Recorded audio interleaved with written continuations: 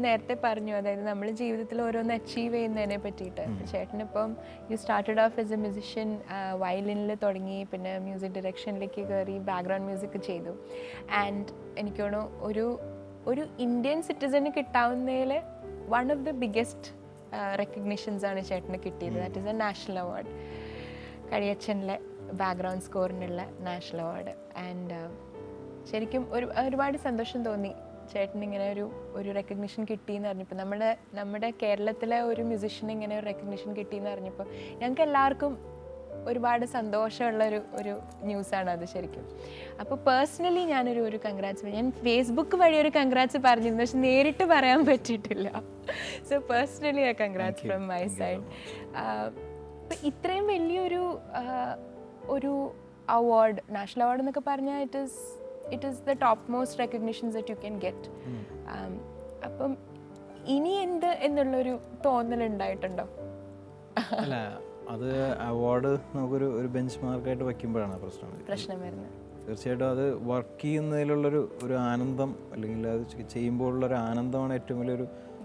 Award മോശം ചുരുക്കി പറയല്ല, പക്ഷേ എന്നാൽ പോലും അത് ചെയ്യുമ്പോഴുള്ളൊരു, ഇപ്പോൾ കളിയച്ഛനാണ് കിട്ടിയത്, കളിയച്ഛൻ ചെയ്യുമ്പോൾ എനിക്കുണ്ടായിരുന്നൊരു മെൻ്റൽ പ്ലഷർ എന്ന് പറയുന്നത് അപാരമാണ്. ഒരു പ്യുവർ മ്യൂസിക് എന്ന് പറയുന്ന കാര്യത്തിൽ ചെയ്യുക, സിനിമ എന്ന് പറയുന്ന ഏറ്റവും കോംപ്രമൈസ് ഇല്ലാതെ ചെയ്യുമ്പോഴാണ് നമുക്ക് ഏറ്റവും ഇഷ്ടം വരിക.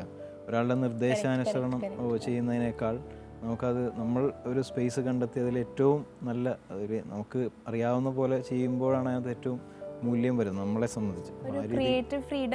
തീർച്ചയായും സിനിമയിൽ അത് ഒരിക്കലും ഉണ്ടാവില്ല. ഫ്രീഡം ഇല്ല എന്ന് പറയുന്നത് അതിൻ്റെ ബ്യൂട്ടിയാണ് സിനിമയെ സംബന്ധിച്ച്. കാരണം ഒരു ആർട്ടിസ്റ്റിന് എപ്പോഴും ഫ്രീഡം ഒരുപാട് കിട്ടേണ്ട കാര്യമില്ല. എപ്പോഴും ഒരു ഫ്രെയിമിൽ നിന്നുകൊണ്ടായിരിക്കും ആർട്ടിസ്റ്റിന് എപ്പോഴും വർക്ക് ചെയ്യാൻ പറ്റും. ഇപ്പോൾ രാഗം അങ്ങനെയല്ലേ, ഒരു നോട്ട് അന്യസ്വരം വന്നാൽ രാഗം പോവും. ആർട്ടിസ്റ്റ് എപ്പോഴും എല്ലാ മ്യൂസീഷ്യൻസും രാഗാധിഷ്ഠിതമായിട്ട് തന്നെ, രാഗം പലതുമാവാം, സിനിമയുടെ ഇമോഷൻ ആവാം ആ രാഗം. അപ്പോൾ അത് വച്ചിട്ടായിരിക്കും നമ്മളുടെ പെർഫോമൻസിൽ. അപ്പോൾ അതിന് കുറച്ച് ഫ്രീഡം കിട്ടുക. പിന്നെ നമുക്ക് ഇഷ്ടമുള്ള സംഗീതം, ഒരു ട്രഡീഷണൽ പരമ്പരാഗത സംഗീതം, കർണാട്ടിക് കഥകളി സംഗീതം ഒക്കെ വരുന്നൊരു ഇതായിരുന്നു. പിന്നെ ഒരുപാട് എനിക്ക് ഏറ്റവും ഇഷ്ടമുള്ള മ്യൂസീഷ്യൻസ് ശരിക്കും എപ്പോൾ ചോദിച്ചാലും ഞാൻ പറയുന്നത് കലാമണ്ഡലം ഹൈദരാലി ആശാൻ്റെ പേരാണ്, അതൊരു സംഗീതജ്ഞൻ്റെ പേര് പറയുന്നത്. അപ്പോൾ അങ്ങനെ കഥകളിയെ എനിക്കിഷ്ടമായിരുന്നു എപ്പോഴും. അപ്പോൾ അതിൻ്റെ ഒരു പ്ലാറ്റ്ഫോം എനിക്ക് വരിക എന്ന് പറയുന്നത് നേരത്തെ പറഞ്ഞ ഒരു കോയിൻസിഡൻസിൻ്റെ ഒരു കാര്യമാണ്. അപ്പോൾ അത് നമുക്ക് ചെയ്യാൻ പറ്റുക എന്നുള്ളതാണ്. കളിയച്ഛനിലും ഒരുപാട് കവിതകൾ ഉൾപ്പെടുത്തിയിട്ടുള്ള അത് മഹാകവി പി കുഞ്ഞിരാമൻ നായരുടെ കവിതയാണ് കളിയച്ഛൻ. അതിനെ ആസ്പദമാക്കിയിട്ടുള്ളൊരു സിനിമയാണ്. അദ്ദേഹത്തിൻ്റെ കവിതകൾ വരിക, കാരണം ഭാഷയോടുള്ളൊരു നമ്മളുടെ സ്നേഹം, അതൊക്കെ എനിക്ക് ഒരുപാട് സ്വാധീനം തന്നൊരു സിനിമയാണ്.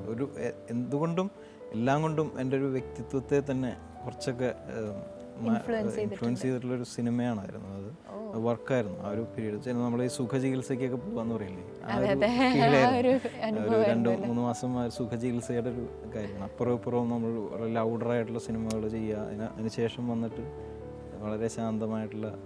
That is such a beautiful way to look at it. സാധാരണ നമ്മളിപ്പോൾ ഒരു ഫിലിമിൻ്റെ ബാക്ക്ഗ്രൗണ്ട് സ്കോർ എന്നൊക്കെ പറയുമ്പോൾ ഭയങ്കര ഒരു പ്രഷർ ഉണ്ടാവുമല്ലോ അതിൻ്റെ കൂടെ, ഡെഡ് ലൈനിൻ്റെ ഉള്ളിൽ അത് കൊടുക്കണം. ഇത് ചെയ്തപ്പോൾ മുന്നിലൊരു ഓഡിയൻസ് ഉണ്ടായിരുന്നില്ല, അതാണ് നമുക്ക് ഏറ്റവും കിട്ടിയൊരു ഇന്റർഫിയർ ചെയ്യാനായിട്ട് ആരും ഉണ്ടായില്ല. You were just left to do what you do best അല്ലേ. എനിക്കോ ആ ഒരു ക്രിയേറ്റീവ് ഫ്രീഡം ചേട്ടൻ മാക്സിമം യൂട്ടിലൈസ് ചെയ്തതിൻ്റെയാണ് ആ ഒരു അംഗീകാരം ചേട്ടന് കിട്ടിയത് അല്ലേ. അപ്പോൾ ഇതിലെ കളിയച്ഛനിലെ അതിലത്തെ കവിതകൾ ഏതെങ്കിലും? കവിതകൾ അതിൽ കുഞ്ഞിരാമൻ നായർ അദ്ദേഹത്തിൻ്റെ കവിതകൾ കൂടാതെ റഫീഖ് അഹമ്മദിൻ്റെ 2 പാട്ടുകൾ കൂടി അതിൽ സിറ്റുവേഷനിൽ ചെയ്തിട്ടുണ്ട്. അതിൽ എനിക്ക് ഇഷ്ടപ്പെട്ടൊരു 4 വരി പാടാൻ ശ്രമിക്കാം.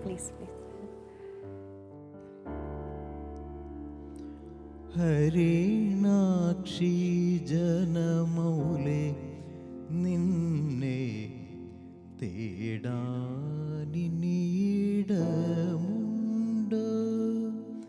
ഹരിണാക്ഷി ജനമൗലേ നിന്നെ തേടാനിടമുണ്ട്, നിത്യനീളാനദി പോലി ജന്മം നിന്നെ തിരയുകയല്ലേ,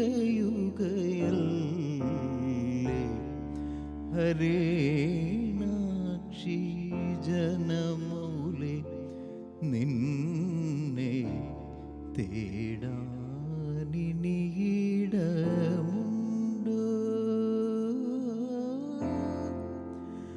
ഓ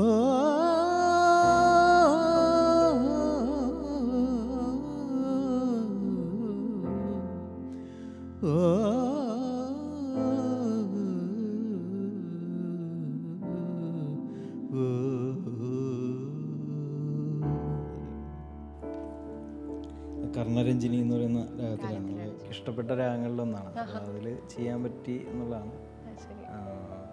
റഫീഖിൻ്റെ വരികളും പി കുഞ്ഞിരാമൻ നായരുടെ കവിതകളുടെ ഭാഷയാണ് അദ്ദേഹം ഈ കവിതയിൽ പാട്ടിൽ ഉപയോഗിച്ചിട്ടുള്ളത്. അദ്ദേഹത്തിൻ്റെ കവിതയും ഒരു കഥകളിപ്പദവും പിന്നെ അദ്ദേഹത്തിൻ്റെ ഈ കവിതകളിലെ ചില ബിംബങ്ങളും ഒക്കെ വെച്ചിട്ടാണ് എഴുതിയിട്ടുള്ളത്. ഒരു ഭംഗി ആ കവിതയ്ക്കുണ്ട്.